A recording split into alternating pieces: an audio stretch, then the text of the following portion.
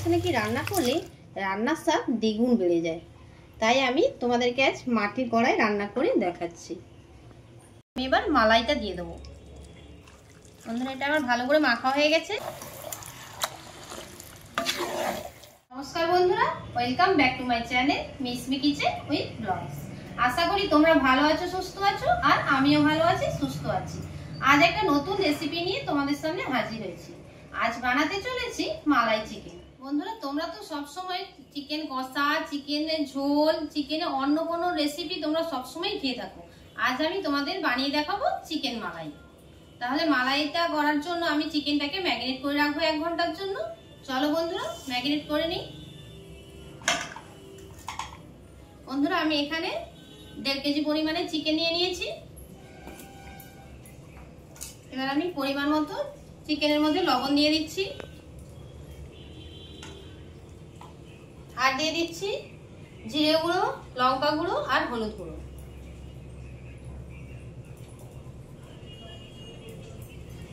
বন্ধুরা, চিকেনের যে কোনো রেসিপি বানাতে গেলেই চিকেনের ম্যারিনেটটাই আসল অস্ত্র। এই চিকেনের ম্যারিনেটটা ভালোভাবে না হলে চিকেনটা কিন্তু ভালো লাগবে না। যে কোনো চিকেনের ম্যারিনেটটাই যদি ঠিকঠাক ভাবে হয় তাহলে চিকেনের রান্নাটা রেস্টুরেন্ট স্টাইলেই লাগবে। আমি আগে পেঁয়াজ দিয়ে দিয়েছি, এবার আমি টমেটো কুচি দিয়ে দেবো।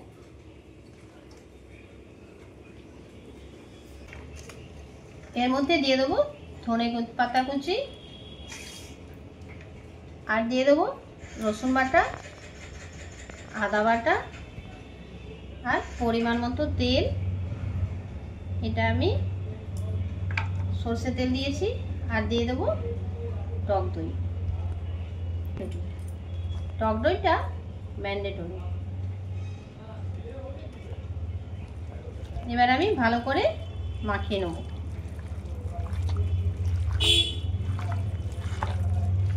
বন্ধুরা, আবারও আমি বলছি, ম্যারিনেটটাই কিন্তু আসল উপকরণ।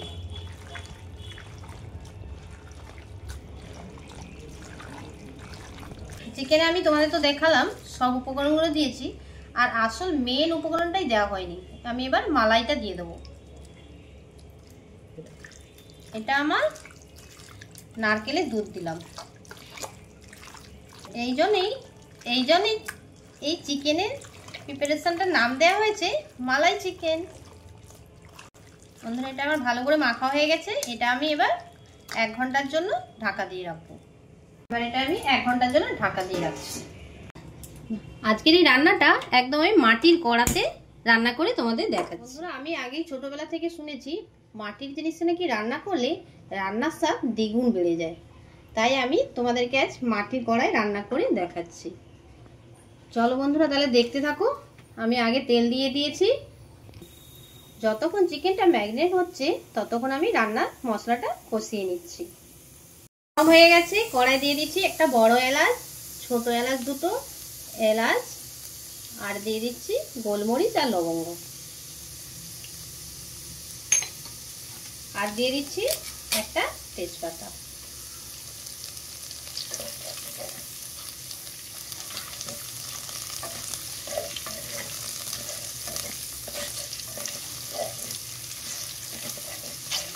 বন্ধুরা, আমার এই ভিডিওটা দেখতে দেখতে তো একটা লাইক দিতেই পারো, আর বন্ধুদের শেয়ার করে দিন।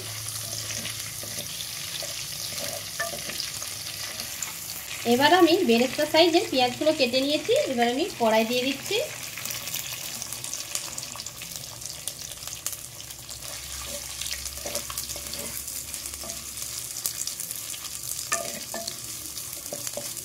আমার পেঁয়াজটা লাল করে আমি ভেজে নিয়েছি।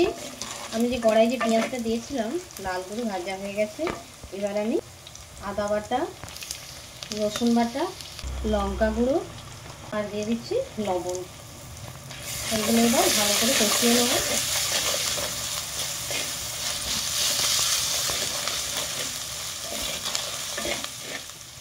আর দিয়ে দিচ্ছি হলুদের গুঁড়ো। এটাকে ভালো করে নেড়ে চেড়ে কষিয়ে নিতে হবে। মশলাগুলো কষা হয়ে গেছে। এবার আমি টমেটো আর পেঁয়াজের পেস্ট করে রেখেছিলাম, সেই টমেটো আর পেঁয়াজের পেস্টটা দিয়ে দেবো।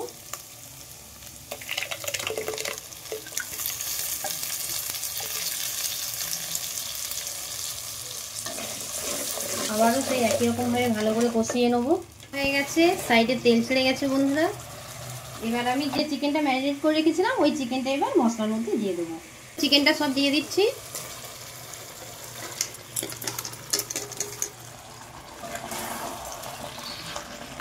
বন্ধুরা এটা সাবধানে খুব নাড়তে হবে, যেহেতু মাটির জিনিস আমি গ্যাসে বানাচ্ছি, তোমরা চাইলে উনুনেও বানাতে পারো।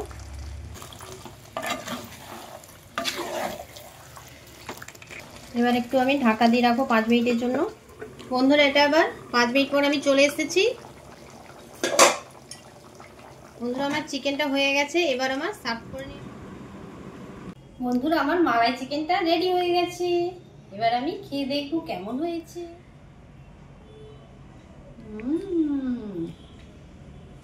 দারুণ, বাড়িতে না বানালে বিশ্বাস করবে না এতটা সুন্দর হয়েছে।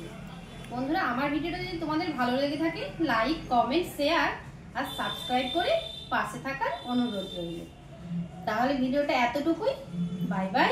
আবার কোনো নতুন ভিডিও নিয়ে তোমাদের সামনে হাজির হব।